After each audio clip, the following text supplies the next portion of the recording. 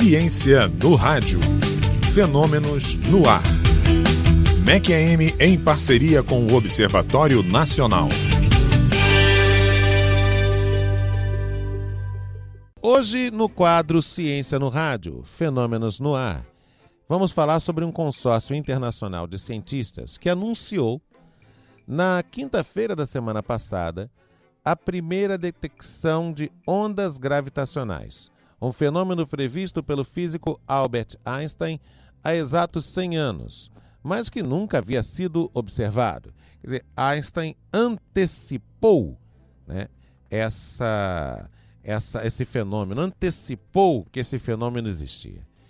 E o quadro Ciência no Rádio, uma parceria oficial da Rádio MEC-AM com o Observatório Nacional, aborda esse assunto com Jailson Alcanis, que é pesquisador do Observatório Nacional com estudos na área de cosmologia, atuando principalmente nos seguintes temas: matéria e energia escura, estrutura de grande escala do universo, teste de hipóteses fundamentais, relatividade geral e teorias alternativas de gravidade.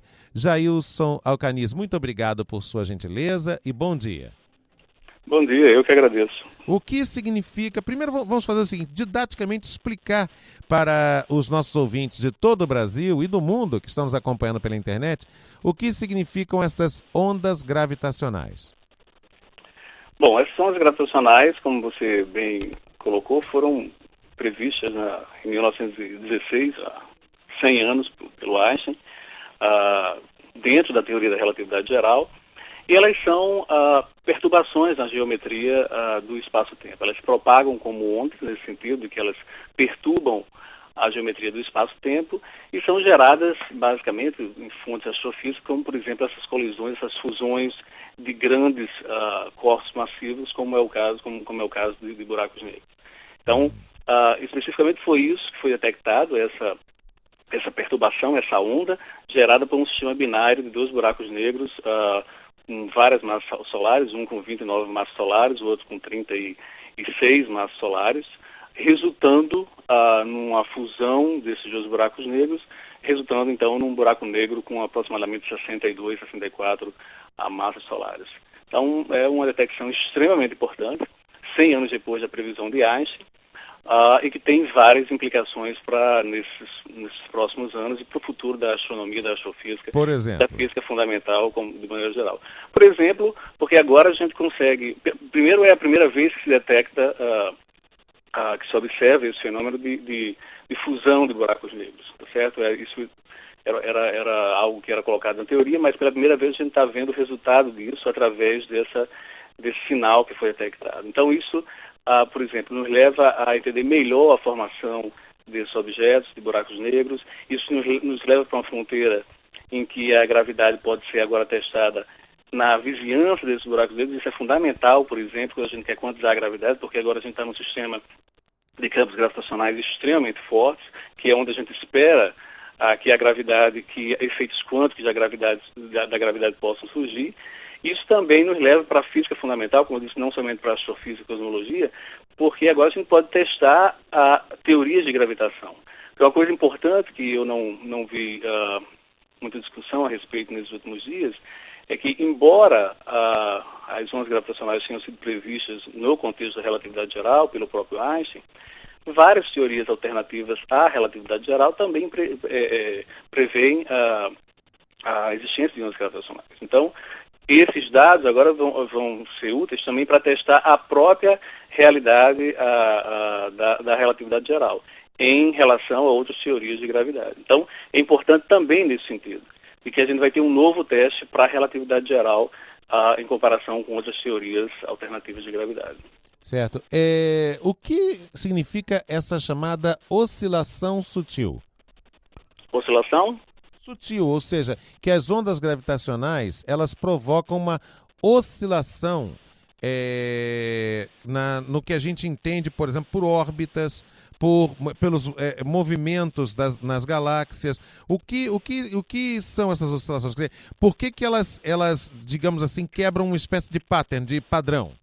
Elas perturbam, porque, como eu disse, são grandes massas, movimentos de grandes massas no universo, como, por exemplo, esses 2 buracos negros.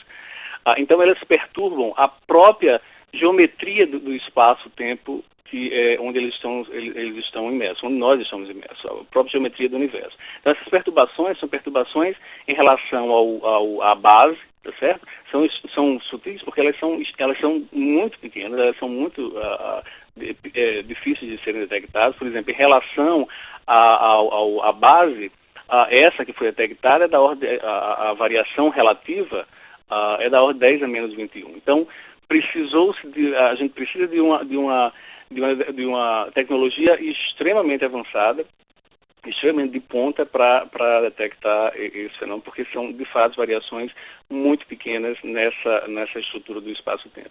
O importante ressaltar, eu acho que isso foi ressaltado em outras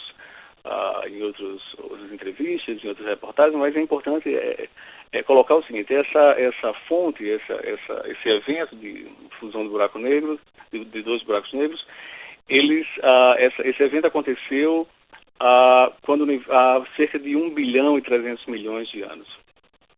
Isso é uma descoberta fantástica também, porque mostra como a ciência tem positivamente influenciado o pensamento humano e o desenvolvimento humano. Porque há 1 bilhão e 300 mil anos, nós não estávamos aqui, não existia a espécie humana, esse evento aconteceu. Então, quer dizer, houve uma evolução da vida na Terra, houve uma evolução do pensamento científico para que Einstein pudesse prever, teoricamente, esse